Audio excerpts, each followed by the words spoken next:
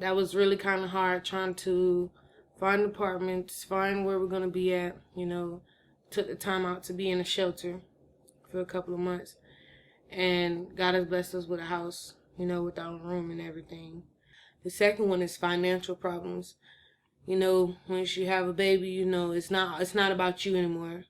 It's about them and giving your time and your affection, and also not having anybody to be there with me as well.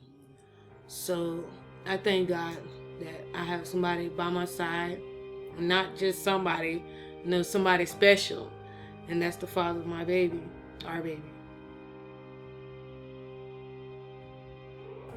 And now that we are stable and we are working, most pregnant women, they feel like they can't work, but you have to be determined.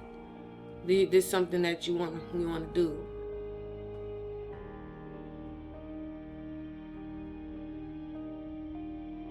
What brings the emotion of how I feel most of the times when I speak about being pregnant or about life in general is because I done been through a lot of situations where people have not cared, and you put your heart into so many things, and you show people that you're appreciative, and then like you're trying to be there for them, but it's like when you're stuck in that empty road, on an empty road, it's like you can't find nobody to help you. And I've had to learn, you can't put your whole heart into everybody, and you can't trust everybody. So my emotions are based on love and how I was raised. My mom used to always say, if they do wrong to you, still show them that you kill them with kindness. When the baby comes, I feel like it's just going to be me, him, and my husband. Because I'm already like that now. It's like when he goes to work, I miss him a lot. I feel lonely sometimes, even though he's at work. The emotions, they come and they go. Most people say you're just pregnant. No, sometimes it's not because you're just pregnant. Sometimes you really feel like that. And most people don't. They try not to understand, or they just don't understand. They just don't get it. And he's kicking. He's like, yeah, Mom, you're right. So I agree.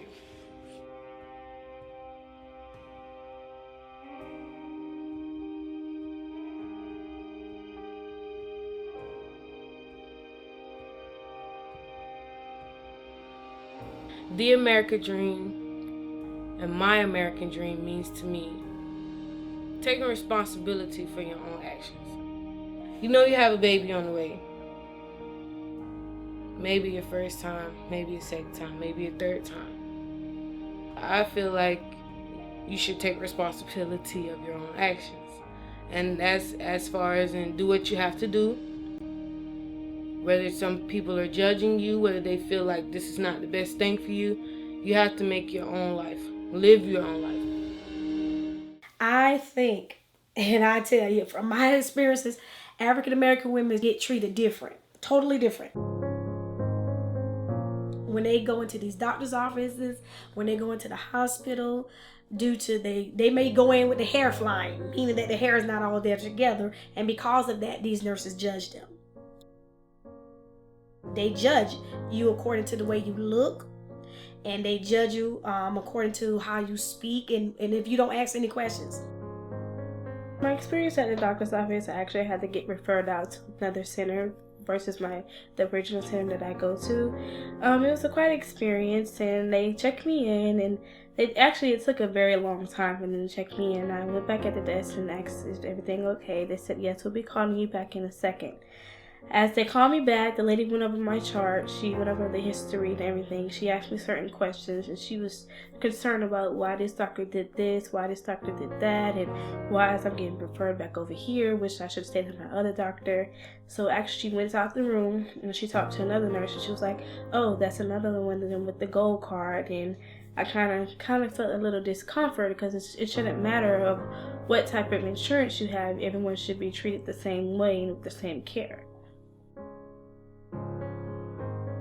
Going back to the time when I first found out I was pregnant at the doctor's office, and the doctor came back in and told me that I was pregnant, but I was babysitting another infant.